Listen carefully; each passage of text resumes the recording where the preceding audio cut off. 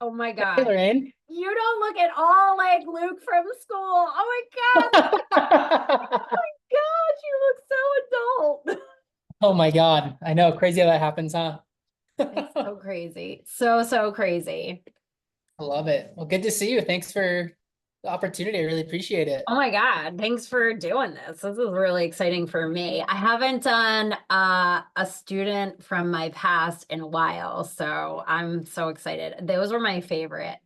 So my favorite ones No, that I totally. Just full circle. yeah. Absolutely. Yeah. Yeah. So it's been a while and I want to make sure I say your last name correctly. So say it for me. Giacopelli, Giacopelli. Giacopelli, Well, either or. how do you want me to say it? Whatever comes natural for you. Giacopelli is what I will say. Perfect. All right. Perfect. So let me read you the introduction that I have for you and you let me know if it feels right and true. So Totally. Totally. hello, everyone. Welcome to Leaders of Today, Teens to Titans. Today, we have a special guest joining us, Luke Giacopelli, the brand activation and events manager with Woodward Park City, who has spent his life dedicated to increasing youth participation and creating cultural experiences through action sports. Our discussion will focus on how his teenage years and time in my classroom, just kidding, created his passion in Luke today, created this passion in Luke today. How's that sound? It sounds amazing. Did I send you that? No, I took from what you put in there and I just sort of, Oh, but I sent you some. Okay, cool. you did send me stuff. Okay. Okay. Is the brand activation and events manager with Woodward Park City, is that said correctly? Yeah. Yep. Okay. It's not Woodward at Park City. It's just, No, Woodward Park City. Yep. okay. Hmm. Okay. Fantastic. So without further ado, if you are ready, Yeah. do not wait. All right. So it looks like I've been recording. Apologies. Usually I don't record until I'm ready. Um, just so you know, for podcasting, if you've ever been on one, if you say something and you're like, actually, I want to say something different, just pause and go ahead and restart. Okay, cool. Yeah, I've done one podcast at this big snowboard podcast a couple months ago, so got Ooh, that. what one did you do? It's called the bomb hole. So the bomb hole Um, is like the bomb hole. So it's BOMBHOLE. But yeah, they are like the podcast and snowboarding, and we did like a group show with a couple of ladies I just did a big event with too. So okay, did that on their set a couple months ago, which was extremely nerve-wracking. It was fun though. It was good. awesome. Okay, so And then just heads up, I don't know like what demographic this caters to. I'm getting better about not swearing. Sometimes it comes out. Okay. it'll be fine. It'll be fine. Okay. Okay, cool. I perfect. You should hear my children. They're terrible. Okay, perfect. Perfect. All right, so let us begin. Hello, everyone, and welcome to Leaders of Today, Teens to Titans. Today, we have a special guest joining us, Luke Giacopelli, the brand activation and events manager with Woodward Park City, who has spent his life dedicated to increasing youth participation and creating cultural experiences through action sports. Our discussion will focus on how his teenage years and time in my classroom, just kidding, created this passion in Luke today. So without further ado, let's jump right into our conversation. Welcome, Luke. Hey Lorraine, thanks for having me. Appreciate it. So my pleasure to have you today. So I want to just start by asking you to reflect on your teenage years and share when you were a teenager. And even if you want to reflect specifically in the years that I had you, would you have defined yourself as a leader? And or how did you get to the space where now you're able to say, look at me, I'm doing this amazing stuff. I am a leader. Yeah, absolutely. It's funny when you sent over all the questions to this podcast, I did a lot of like deep thinking and reflection and working with a lot of teenagers in action sports, you also reflect a lot of back on that too. But Man, my teenager years were so up and down. But I think for me, what's always defined me is just what I love to do, which is snowboarding and skateboarding and giving everything to action sports, right? But I would say from a leadership, I don't think as a kid I would have defined myself specifically as a leader. But I do know that I very much marched to the beat of my own drum. And I think I attribute that to just the culture that I belong to with action sports, which is very non-traditional and very led solo and individually, right? So yeah, no, I think my childhood years, again, like, I look back to my high school years and they were very up and down. And, I was at a point where I was pretty close to dropping out of high school, right? I don't know if you remember that, but I don't. maybe before our time. But yeah, so, you just learn so much from your experiences, right? And I think going through, the memories of that. But yeah, I don't know if I would define myself as a leader back then, but looking back, I think I could say like, yeah, probably, right? Yeah. Um, mhm. I think so many kids who are defined in that outer realm of, you're not academically the best, you're not sports, the normalized sports, varsity Totally. sports, you're not strong in those. So then what do you have to offer?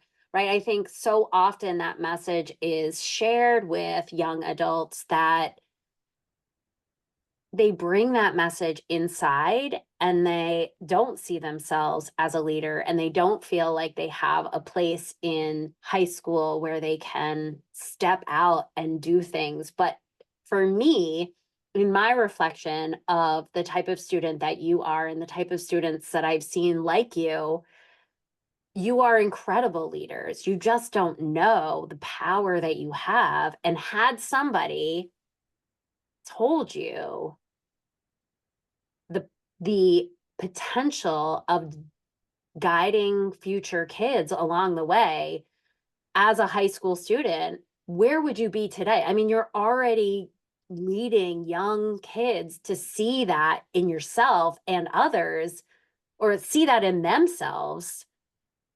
It was what you were meant to do. Yeah, absolutely. And I think like growing up too, like, you always had confidence in yourself to a certain extent. But I think, just reflecting on those days and the power that other adults in my life that time, including you, including Tiffany Smith and Brian Emery and people from John Stark Regional High School who believed in me. And, when I would get to a point where I'm like, I don't want to do this, I'm not capable of doing this, you had people who were like, dude, shut up, you can do this, you're capable of doing this. So I think, so much of I think the leadership I have today I attribute to people from back then who like really pushed me and said, no, you're able to do this. And were able to just kind of push me to the next level, right? And have confidence in me, right? Because being a teenager is very, very weird. You're not comfortable in your own body, you're really worried about, the social dynamic of everything, but having people that you trust and that you knew had your back and had your best interests in mind, like really, really helped set the tone for just my future. And again, I look back and look at people like you and Tiffany and Brian, and I'm like, that's the reason why I'm here today and excelling in life. Would you say that you're doing that for kids? Um, I'd say it's working with the youth. I started working with kids and when I was like 20 years old, working at snowboard camps in Oregon. And um, I would say a lot of my motivation is, yeah, working with kids. I think, from a professional standpoint, my career has changed a little bit now working at Woodward Park City, where it's not as focused on the youth, but I think it's my motivation when we do say, hey, these like large format snowboard events that are, broadcasted across the globe. It's like, how can we get kids involved with this and get inspired by what we're doing here and setting the tone, right? But there's so much opportunity to connect kids here with, yeah, professional athletes and just facilities that will change their lives forever, right? So, yeah, absolutely. Yeah, and do you feel like you're at a point with some of these kids who come, or the kids who came to the camp, were they at a point in their life where they could have taken a direction in either way and you were able to point them into the value that they brought to their lives?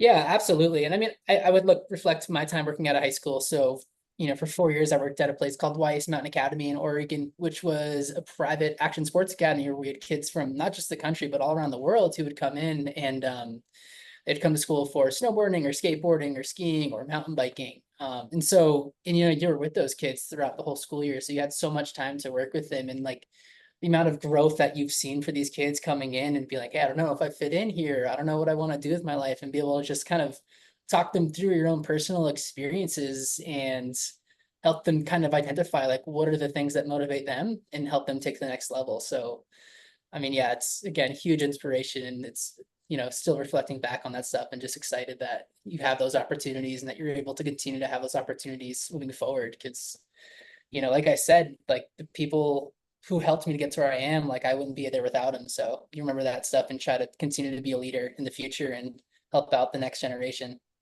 Yeah, absolutely. And I can speak from experience. I have a 16-year-old son who is very interested in action sports. And because I knew you and I was able to connect him to you, he now is really motivated in school and he's really thinking about what does his future look like. And so even just one conversation with somebody that he would kill me, but he idolizes can can make the biggest impact on a young teen. And so it's so important for individuals to know the power that they have with being able to just reach out and say, I think you're pretty cool, dude. Or, like, or whatever it was that I said to you, like, you were so much of a kid that like made me smile, right? I remember just feeling so much joy having you in my class where instead of feeling that dread or that, oh gosh, Luke is coming, he's going to like get the class all up in arms, but instead it was, oh, Luke's coming. I cannot wait to see what we do in this class today. And so had I not shared those sentiments with you, had Tiffany not said those things to you, had Mr. Emery not seen your success, we wouldn't be having this conversation right now. Absolutely. And it's crazy. And it's really, really crazy to think about how, and it was so close to going down that other way. Right. And, yeah, it's cool. And connecting with Braden was so special and cool, especially, within action sports, like it's just not such a non-traditional path. So, you don't really hear those stories of like, hey, how did you get to where you are? It's not like normalized as everything is, you have to get kind of creative with your career and you have to work super, super hard, like extra hard to get to where you are to get into these, limited spaces in this industry. So it is really cool to share those sentiments and, create that full circle feeling. It's awesome. Did you say you worked at a high school? It was a high school that you worked at in Oregon? Yeah. Yeah. So I worked for 4 years. Yeah, it's called Wise Mountain Academy. So it was a private school where they did, regular school. So basically how it worked is the kids would come here because they were dedicated to action sports and looking to go on professional careers, or maybe just had interest in these things and weren't aligning with the traditional, public school model, right? And so the kids would come and do online school with teachers half the day, then the other half of the day they would come in, they would go do their sports. So we'd like, I was coaching, I would take the kids up to the mountain, we'd go snowboard, and then also along with it, you end up traveling the world with the kids, and they would end up, competing. We have several kids from my day that are now on the US ski team and so on and so forth. So you dealt with a lot of high level athletes, then also just some really, really interesting kids, come from different backgrounds who found, love in action sports that might not have had it before then. And, you see them now that it's been a couple of years. I have a lot of my students who live here in Salt Lake and go to college at the U, and we're still friends. And it's cool seeing everything come together. That's so Yeah. cool. Can Yeah. you talk about your journey out of high school? And because I know that when you were a senior, or actually, let me ask, when was it that you felt like the dropping out was the easier path? Was that junior, senior year? It's my sophomore year. Yeah. Sophomore year. So yeah, it was before you had me. And so how did you go from feeling in your sophomore year that you wanted to potentially drop out to get to the place that you are today? Yeah, totally. I think my first few years, so I actually ended up staying back my first year. So I did the old 5-year high school plan. But it was difficult, I think I had like ADHD that was undiagnosed and wasn't on the right medications and just, excuse me, did not align with that traditional model. So I think a lot of it was like getting on some medication that helped out. But also I think more importantly was again just like kind of looking and just talking to people that I trust, and they're like, dude, this is like Brian. I was in his office in tears, being like, hey man, Brian Emery, who's the vice principal, and he's like, you can do it, but like this isn't going to lead you to where you want to go. And taking those sentiments from people that I trusted and who cared about me and being like, yeah, you're right. And so gave it another shot, and it all worked out. And so, high school again, like as I've mentioned several times, like just followed the path of skateboarding and snowboarding. And, I went to school at Plymouth State University, which is in upstate New Hampshire, a huge snowboard school. I don't think I was even really given a choice. That was just kind of like meant to be to go to Plymouth. I always had people, snowboard coaches and friends like, you're going to go to Plymouth. It's just inevitable. So, went there essentially to further my education in a place where I've like-minded individuals and I could continue to grow in my snowboard career and professional. And it was great. You're just surrounded by so many people who are like-minded and just so passionate about the same things that you are to that level. But I would say, yeah, like in college, I found we had a snowboard club up there, which was kind of world renowned, right? That was known around the snowboard industry and several alumni who were in high places in the snowboard industry. So I ended up becoming the president of that club, I think my junior year up there. So I got really involved with that. And it was cool getting involved with these, different organizations and helping out, because even at that point, I was kind of struggling in the classroom and was like, this is cool to learn, but like I always have valued real life experiences over just classroom talks, right? And I was able to just kind of find my own way and just learning on my own and going and running the club and getting this hands-on experience and getting the exposure of working with different individuals. That was like a huge part of growing in my career and my first real footsteps in there, right? So and at the same time, yeah, spent my summers working at High Cascade Snowboard Camp up in Oregon, and continued to connect with other people in snowboarding and just continue to build that community, right? It's do whatever it took to get to the next level. So yeah, then ended up taking a job with so High Cascade and YS Academy, what I alluded to earlier. They're owned by the same company, so I ended up spending a couple summers there and graduated from college and found myself as a role working in with the kids at the academy in a programming communications manager role. Yeah, spent 4 amazing years there and worked with kids, and also kind of got my feet in the ground working in marketing and administration, and ended up here at Woodward Park City a couple years ago in Salt Lake City. And it's been such a trip, to continue to work in snowboarding and really just follow that path that I set for myself, and just work super hard and get to where you want to be.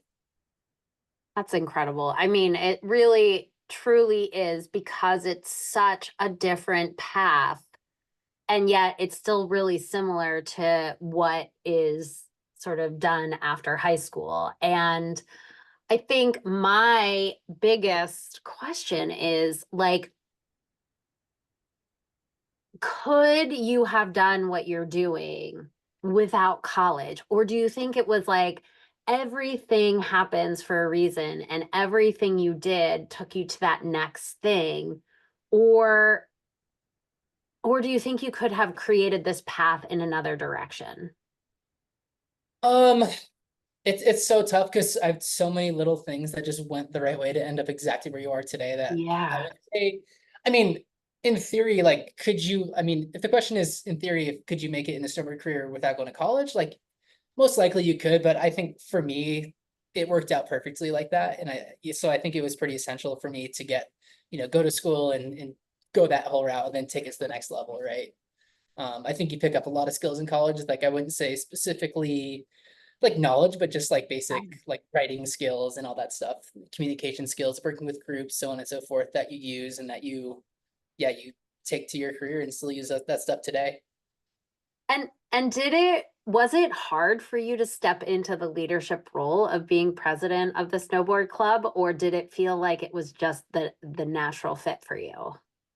Um, it was a pretty natural fit, I think. I think being like a little bit younger than, being a junior, mostly that job was like, people who were seniors, and also the presidents before me were all former like people who were professional snowboarders even at a young age, or Oh, immature wow. on the come up. So like for that, it was a little bit of like imposter syndrome because those people before me were people I looked up to so much, but Yeah, I think a little bit of both, but I think pretty natural and organic, especially when I started planning my first event. My brain just operates like that to be able to connect with people and connect the dots here and there. So yeah. Oh, I love that Mhm. was part of what that experience was planning Mhm. events because here you are now, the event planner. Totally. That's Yeah. really, really neat. What did you go to school for? I majored in communications and I minored in marketing. Okay, so those were pretty good, valuable Absolutely. degrees to have. Where do you see yourself in 5 years? It's a really good question. I've been I asking know. myself that myself a lot. No, I think it'll definitely be within this industry with snowboarding and whatever the action sports world for sure. You've just know that doing this stuff anywhere else would be really difficult for me. Like, I don't think I could do this job for, I don't know. You look on LinkedIn and there's like event manager for this hotel. I'm like, dude, I could never ever do that if I can't relate and like put some heart behind it. So I do know whatever it is, most likely be within marketing or youth development within the snowboard industry. But yeah, probably back on the East Coast at some point as well. And take making the most of the West Coast journey, which is I think I'm in year number 7 right now, but we'll come to the end and come back to the East Coast and build a life from there. Hmm. Do you think that it could be potentially that you create a camp or a high school that is similar to the experiences that you had? Growing up, or not growing up, but whatever. Yeah, It's like in your career journey. I would be shocked if that was the case. Okay. But anything's possible, right? It really Yeah. depends on yeah, it depends on where you are and like, what needs are in the marketplace. Are there any on the East Coast that you could see yourself working at? Or is it Uh, really predominantly West Coast type of life? I th- I mean, I think I would say that a lot of the industry and stuff like that, the more innovative and um like high school stuff like that do belong on the West Coast. But I mean, there's a lot of like old school East Coast ski academies and stuff, but those are all like, start with ski racing, which is not my forte or cup of tea really, and have snowboarding and stuff in the background. So what we did in Oregon was really one of one. Mhm. But anything's possible in the future, and you see, the growth of action sports and participation is continuing to growing over time with, skateboarding and snowboarding and skiing being Olympics. So I think, anything's possible, right? But Yeah, and I guess what is limited to action sports? Are there other things besides skateboarding, snowboarding, and skiing? I'd say like mountain biking would be another big one in that space. BMXing, roller skating is emerging pretty quickly in the skate park scene. I know it's a funny term saying action sports. We're just so used to saying it here at Woodward, but I just look at the sports that we offer, also like parkour and tricking, which is I'm sure you've seen like some trending videos on Instagram or Facebook of parkour. Right. But who knows? You never know what's going to pop up in the next couple of years, right? Scootering is big now too, especially with the younger demographic. That's so true. Yeah, my mother-in-law always says to me, she's like, if I were in your shoes, I would probably be dead right now. She's like, I can't imagine letting your children just go and do these crazy things. And I was like, it was right from the beginning. I mean, Braden, who's 16, as soon as he got on a bike, he was like, what can I do with this bike? And I really didn't have a choice. I'm wondering if probably your parents didn't have a choice because you were just, that's who you were right from the beginning. Yeah. Well, not only did they really supported it too, and I think that's a huge reason of why I'm here is they were just like, cool, like you're super into this, let's support it. And they learned how to snowboard, and they've always been so supportive of the lifestyle that I've lived and been super helpful, and which is super cool. But yeah, again, like I'm sure for a parent, it's definitely a little weird of like going that non-traditional route, right? And I think you look at stereotypes, which I think have been changing over the years, like, oh, you're going to the skate park and gonna go do drugs. And it's like, no, that they're actually gonna go and focus on what they need to do and, learn tricks and build community, right? And it's really special too. Right. And they're athletes just as much as a varsity sport athlete, right? They want to land that trick. They want to learn how to do it. They want to go to learn from the best. And that, I mean, once I saw that and knew there Yeah, was no turning back. Like, go 100%. Yeah, get it. yeah. It's a huge testament to your self-will, especially like, I don't know anything else in the world. It's like, skateboarding, snowboarding, whatever it is, that like in order to get better, it's going to take you slamming and falling and getting hurt and injured. And, it really just takes self-will to get up and do it again and try to land it and whatever and get better. It's, it's pretty crazy. Yeah, it is a kind of a weird thing as a parent to be like really excited when your kid's flying through the air and you're like, Yeah. Right. Especially, I mean, injuries are inevitable, no matter who you are. yes, You yes. I've felt some pretty gnarly ones in my life, but you learn from them and you grow and you move on. And and did you have coaches? I mean, when you were young in your teenage years and you were learning to skateboard and snowboard, were you coached at all, or did you have somebody who was a mentor to you? I'd say we have like mentors, specifically a guy named Ben Ross at Pat's Peak, who was one of our homies and just really, really talented snowboarder, a couple years older than us. I think he did coach us. We did 1 year of like coaching, but no, I think it's just like kind of a community vibe where we're all like, yo, like just kind of stoking each other out to like go learn that trick and like, yo, go at the rail this way this time, or put more weight in your back foot, and just kind of like peer coaching, I guess. But that being said, I think now you see like especially in the winter sports, skiing and snowboarding, that the coaching stuff is definitely a huge avenue and it's grown Mhm. exponentially. So there are so many, especially here in Park City, there's so many snowboard teams and kids who are coached and ski teams, and there's contest series where there is a path, essentially to the Olympics, right? Yeah. So it has gotten a lot more organized in the last 10, 15 years, to where it's more of like a almost traditional sport, right? Mm-hmm. Yeah. Can you define a pivotal moment or an experience from your youth that has a lasting impact on who you are today? Hmm. Yeah, specifically for my youth, I wouldn't say specifically for my youth. I think one part of my life though, when I was like, I had a really bad brain injury for a few years when I was, I think I was 22 when it happened. So I had a 3 year stint with post concussion syndrome, which is, Wow. brain injury from getting two concussions in a short period of time. And that was, it was funny. I was at a point in my life where, it's pretty ego filled and wasn't, needs to be humbled really. So it kind of came naturally where you think you're bigger and better than everything, and then you get an injury where you're completely out of it and your brain isn't functioning properly. And I've learned so much from that experience, and it was so difficult and so hard. But just really shaped me for who I am as a person now, and just learning how to deal with mental health issues and pain, and learning how to internalize that and to come out a stronger person was so big and important for me as a person. So that's probably like a super pivotal point in my life. Yeah. That Who did you really have as shaped a me. support system during that time? It was tough. I had my parents. Okay. I was living at home that time trying to finish college, and then had some friends that dealt with it. Friend Kelsey Boyer, who runs Saber Brain. I think I'm wearing a Saber Brain shirt. She dealt with some really crazy brain injuries too. So we had a couple people in the snowboard industry that I connected with who were dealing with this same type of thing, and connecting with them and understanding what they're going through was helpful, especially with an injury that is so confusing, right? Like it's not like a simple broken leg or a torn ACL on your knee. It's like when you have a head injury, like learning how to treat it was still, it's people still don't know like how to treat them properly, right? So kind of trial and error, and it's pretty scary. But yeah, just connecting with people who've kind of been through that, down that same path as yourself, was what got me through, just Yeah. pushing through it. What advice would you give to young adults or young Luke if you could go back, starting their journey or facing similar challenges that you once encountered? Man,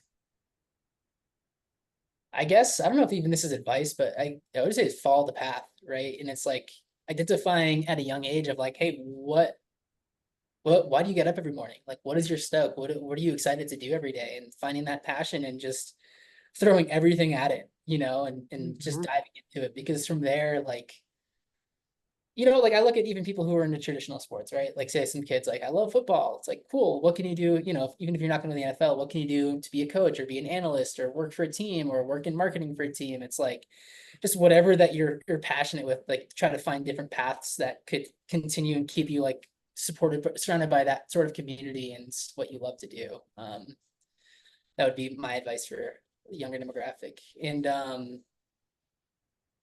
yeah, I'll leave it at that. It's a perfect place to leave it Yeah, because it's hard not to do that, right? So it's hard to do it, or I guess it's simple, but it's not easy, right? totally, To totally. take the courage that's offered when you are given a choice. Yeah, absolutely. And I mean, I think for me, I think it's easy for me to say that too, just because this was so clearly the path that I chose at such a young age. So, I mean, a little more difficult if someone doesn't have that one thing that they're super passionate about, obviously. But I think the more experiences that you try, the more things that you find that you like, and you Yeah. just gotta get out of your comfort zone and find that thing that you love to do. Mhm. Well, I love that. And I want to end there. So thank you so much for coming today. I appreciate your time so much. Of course, thanks for having me. It was really fun. It was, and learning from you and hearing from you after all this time is just quite a treat for me. So thanks again. Yeah, and thank you for everything you've done for me, Lorraine. Really appreciate it, and you were a big reason why I'm where I am now in life. So, really, Likewise, I mean, without my students, I wouldn't be here doing the work that I'm doing with student leaders. So I'm grateful for all of you for impacting me the way that you did. So awesome.